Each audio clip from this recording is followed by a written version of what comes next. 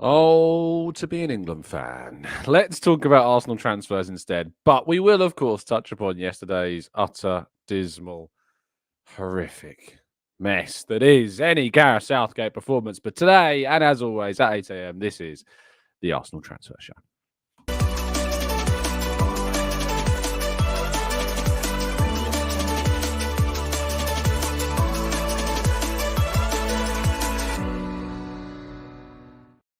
Hello and welcome to the Gooner Talk, back again with you guys and girls for another episode of what is the Arsenal Transfer Show, joining you every single morning at 8 a.m. UK time. Thank you as always for joining me and making this a part of your morning routines. It is incredibly appreciated. Hope you had a fantastic week so far, and I hope that the rest of your week is going to be strong too and that you're doing good and well. Good morning to those joining us live in the chat box. Rich, Paul, Steve, Blackshine, Damien, Errol, Martin, Clincy, Chris, Answer, Barry, Babatundi, Sweaty Merlot, Pat, Stevie, Mr. Ree, Harrison, Jean. We've got Rob and Damien and Martin and Shari. We've got Aiden, Mr. Ree, Jorgen, Dave, Morgie, and plenty more of you guys and girls as well. Thank you so much, as always, for tuning in. And I hope that it's been a good week because yesterday's game certainly wouldn't have helped anybody. I am struggling with a little bit of a dry throat this morning, so I do apologise if I need to take a couple of sips of water throughout this.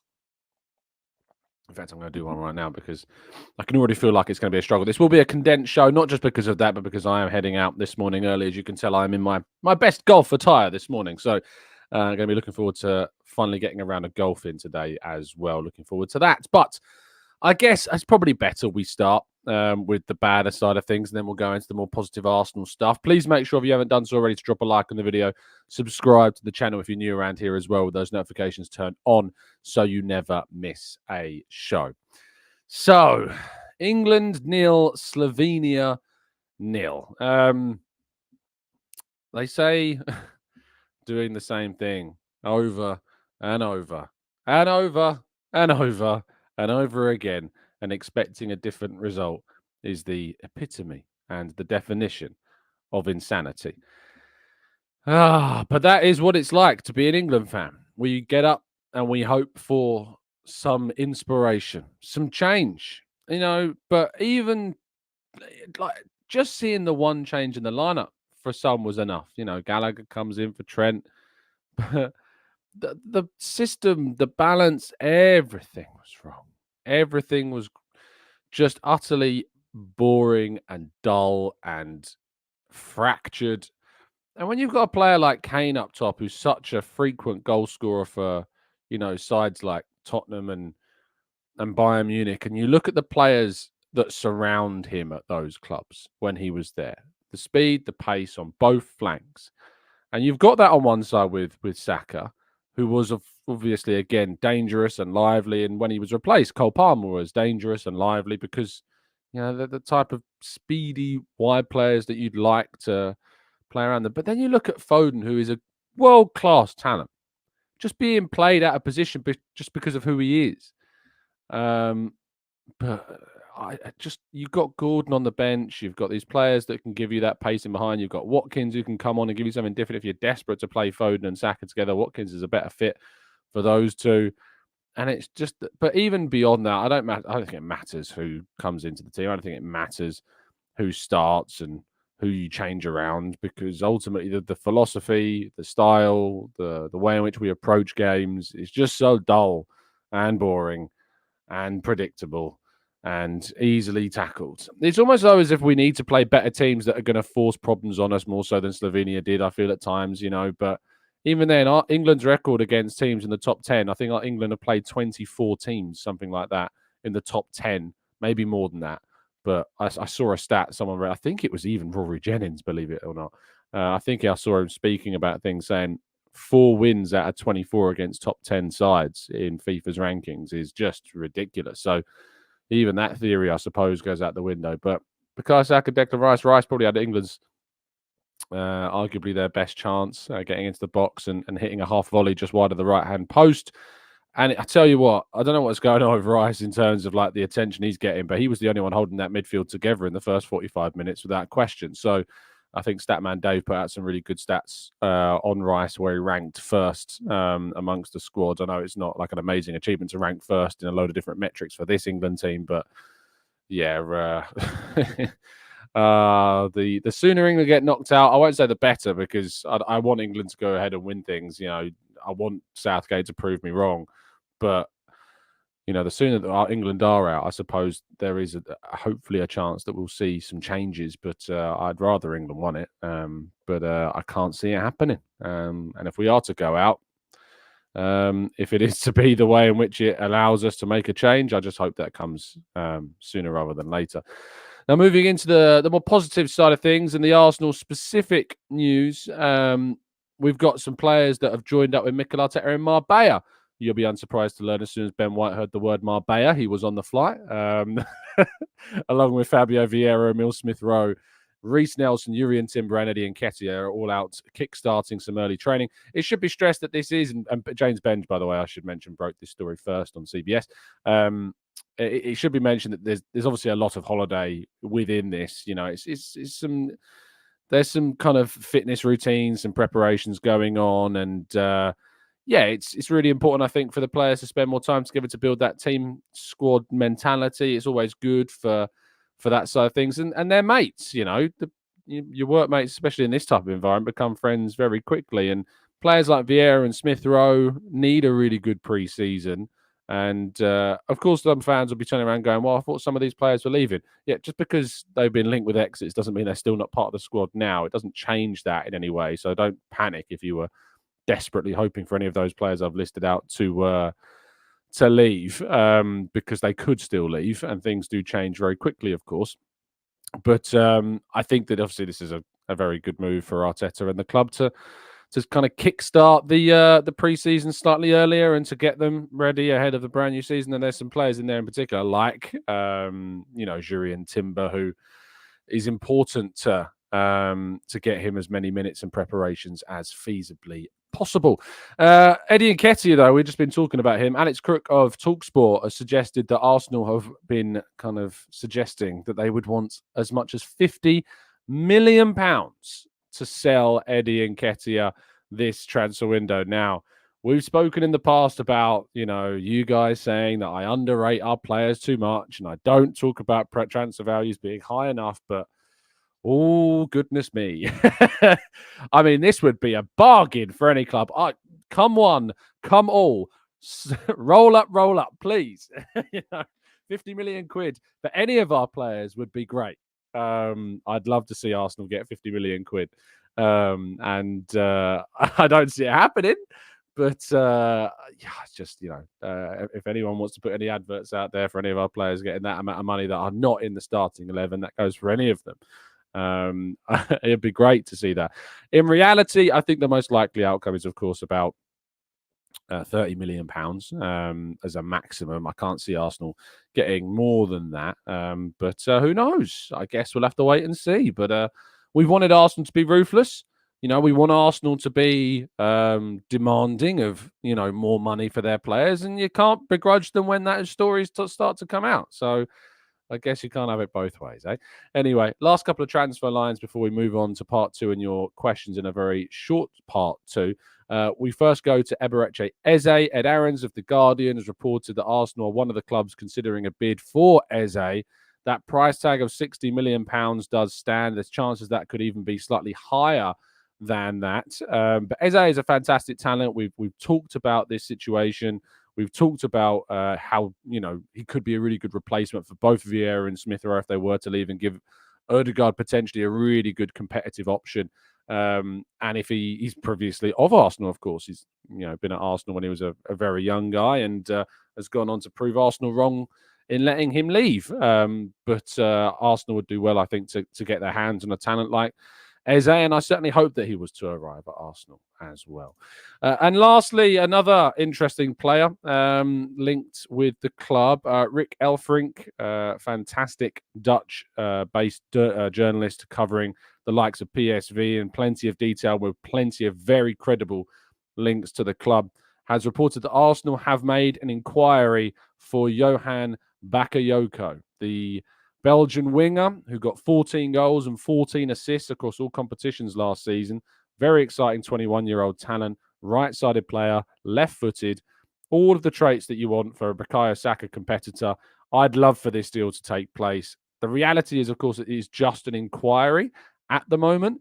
PSV would apparently want upwards of 40 million to bring Bakayoko to any club that was interested in him. It should be stressed, as I said before, this is just an inquiry. This isn't an official approach. This isn't Arsenal making contact with the players' intermediaries. This isn't Arsenal making a bid. It's purely putting the feelers out there. But it shows that he is on the list of players that Arsenal have an interest in, and he is certainly a very talented player. The problem is why would he move specifically to Arsenal? Because the problem is that and from what I hear from the players' side of things, when I did a little bit of digging yesterday on this, from what I hear on the players' side is that he wants plenty of minutes. He wants to be starting games.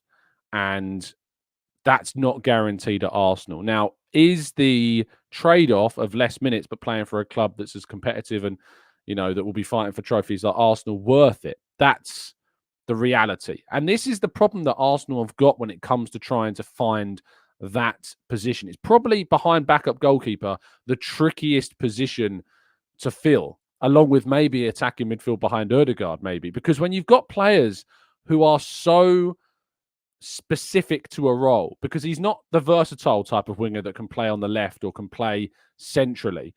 He has barely played any minutes. The last time he played on the left was 2 games in the Europa League group stage in 2022 when he was 19. So, and he's only played like a handful of times on the left-hand side in plenty of games he's played on the right. So it's not like he's a Nico Williams who has got, plenty of minutes both playing on both flanks. Saka and his staple position in the squad makes it very difficult to sell the idea of a player coming into that role. And Bakayoko would need to be, given a sizable contract, I think, to convince him to make this move and to justify that switch when he wouldn't be getting many minutes as well. And of course, sold the project that he still would be getting plenty of game time. It's a really difficult role to fill. But if it was Johan Bakayoko that was arriving at Arsenal, I think it'd be great. I personally, if you were to ask me where I think that Johan Bakayoko will eventually end up, my guess right now would be Liverpool. And I think that he would be potentially seen as a long-term replacement for Mohamed Salah as a right winger, left-footed, with Salah, of course, moving into his 30s. I see that pathway and the Liverpool project perhaps being more amenable to a player like Bakayoko than Arsenal. So if I was to do a prediction of where I think he'd end up, I think it would be somewhere maybe like Liverpool. But for Arsenal, if Arsenal could get him, it would be fantastic because he is a brilliant player. Right, let's go to part 2 then, and your questions for the next 5 to 10 minutes right after this.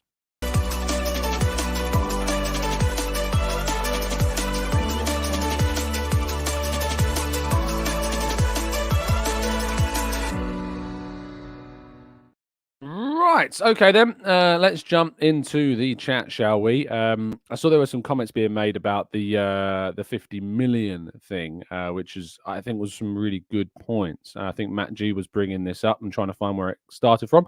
Matt G says, I don't know why some fans have lost their minds about the 50 million Eddie Nketiah thing. This is how negotiations start. And Rob responded in the chat box as well, talking about kind of the where negotiations are at.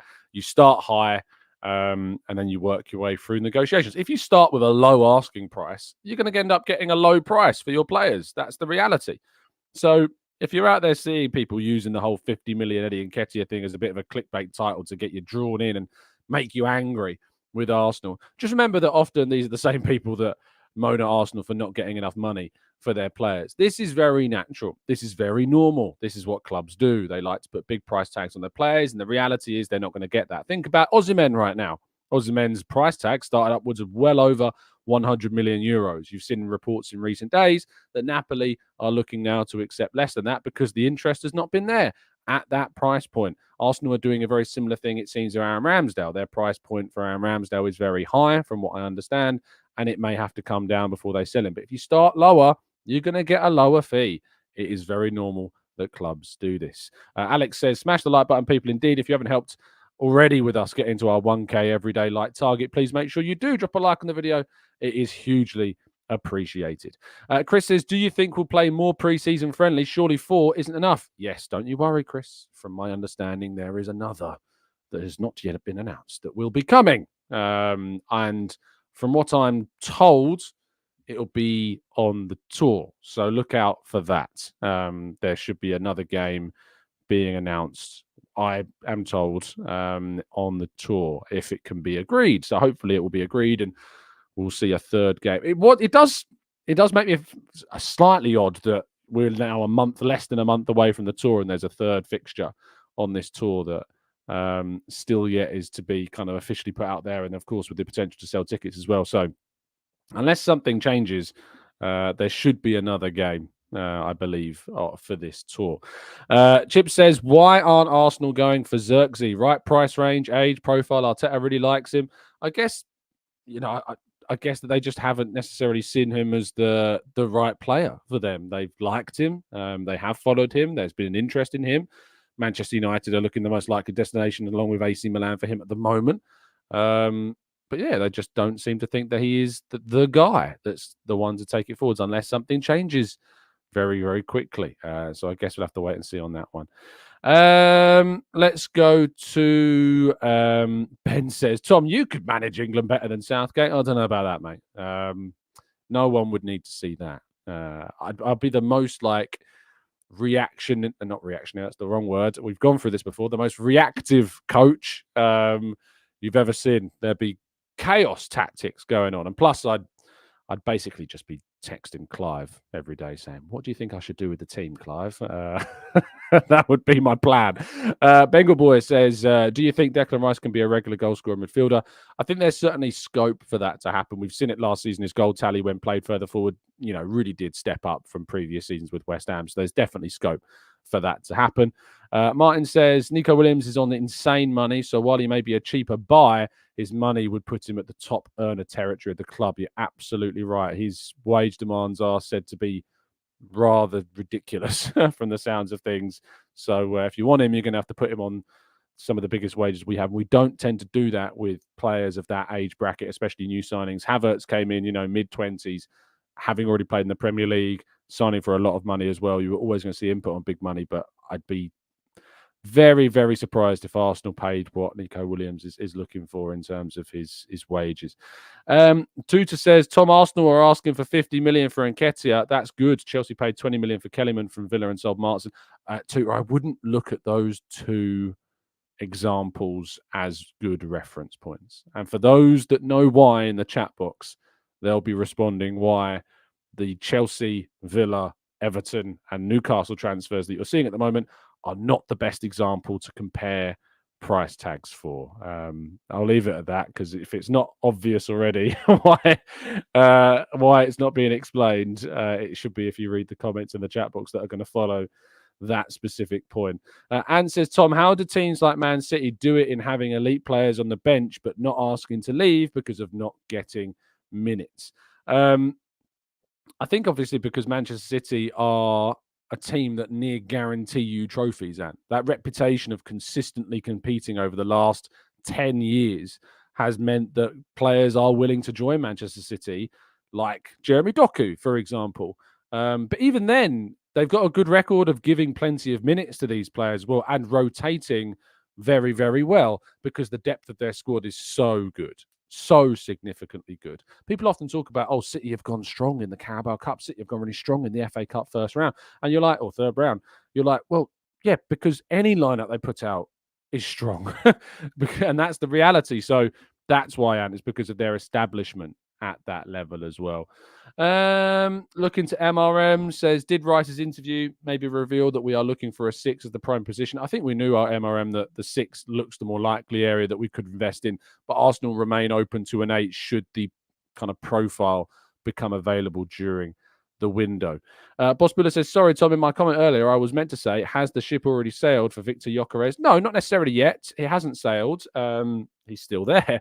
He's not joined anybody else. The stories coming out from Portugal have been very overly committal on it. The reality is, from what I was told, as I told you a number of days ago, that the feeling from sources saying to me would be they'd be gobsmacked if Arsenal spent that kind of level of money on Gyökeres. But, and we've seen Fabrizio Romano come out as well saying that those negotiations are not advanced. It might be that later on in the window, Arsenal end up spending a lot more money because we may sell players to give us the potential to spend a lot more money. But yeah, it's looking very unlikely that Arsenal do that. Dara says, morning, Tom. Is there a reason why we have over 1,000 people watching across all platforms, but only 200 likes? Come on, guys. Show Tom some love, Tara. I can't answer your question. Only those people that have not liked the video can answer your question. Arnold says, no penalty awarded against City and not a single wrong VAR decision against them. They're secrets of alleged, the allegations that are against them, not elite players. I mean, Arnold, they have elite players. I'm sorry to break this to you. No matter what allegations City are facing, they still have elite players. Ben says, Tom, can you speak on Ian Wright's comments regarding Saka playing at left back? It seems pretty unnecessary to drop him when players like Jude, Kane and Foden have been playing worse. Yeah, it was probably the most I've disagreed with Ian Wright on a point in quite some time. There is a clamour for Cole Palmer to play. I get it. He's very talented, had a great season. Missed a brilliant chance at the end of the game. He had a bright showing from his substitute performance, but it wasn't like a mind-changing display. I think that there's just a desperation to get a left footer on the left-hand side, to be honest, Ben. I think that's probably where Ian's comments are coming from, but I don't agree with him. God's Power says, why are Arsenal's transfer business so slow? I am not impressed. They are always keeping us on edge. I don't like it. We want to hear a here we go. I mean, you don't need to panic now. I say this every single summer, and Arsenal over the last few years have given us and delivered us transfer windows that have since seen us climb the table and establish ourselves as title challengers. If you are not yet trusting what the club are doing in the market, I don't think you ever will until it's far, far too late for yourself to get any credit about them believing what they're doing. So if you're not impressed by this point at Arsenal's transfer business over the last few years and that you don't have confidence that they're going to do some good business by now, I don't know what to tell you. Josh says, Tom, do you think Eze would not join Arsenal due to feeling hurt by academy release? No, I don't think so. I think he's an adult, a big boy, and recognises now that, not even recognises now, but just recognises anyway that if an opportunity comes to return, and decisions that are made at much lower levels are different. And clubs make decisions on players and buy them back all the time. Big clubs do it. Real Madrid have done it with players like Carvajal. Barcelona have done it players like Cesc Fabregas. It happens all the time. So no, it would not be a problem at all, unless there was really something bad that went on that gave them really bad feeling about it. But that has never been a suggestion of that particular situation. Chris says, Tom, if we sign Eze, do you think it would be for the left 8 role? And would that mean that we don't then go for a 6? I don't necessarily think that it'd be for that role. I think he'd be coming in as potentially an attacking midfield option to play on the left. He could play in rotation with Ødegaard. He could play left centre mid. So I don't think it rules out the idea of another midfielder coming in if you do sign Eze. But I do think you need to let one of, if not both of, Smith Rowe and Vieira go as well. Martin says there's 2 international competitions going on right now, plus there's that PSR accounting deadline, of course. So July, I think we'll see things kick off. It's important to remember that, the only clubs really doing business right now are the likes of Chelsea, Villa, Newcastle, Everton, because they're the ones embroiled in needing to do business before this end of this month. So yeah, you shouldn't be panicking at this moment. King says, Tom, what's the thoughts on Eddie's 50 million asking price? I think we've just covered that, King. So if you give it a rewind, we have touched upon that. Sega says, who will be the most surprising player Arteta sells this summer? Oh, most surprising. Maybe Zinchenko. Could be the most surprising one that we could see leave. Other than that, I'm struggling to see like a surprise option that we might see go. But I'm going to go Zinchenko as my surprise pick for exit. Jean says, Mikel Moreno played with Ødegaard at Real Sociedad and their field chemistry seemed great, as made Real Sociedad 5th in La Liga and got to a final of a Copa del Rey.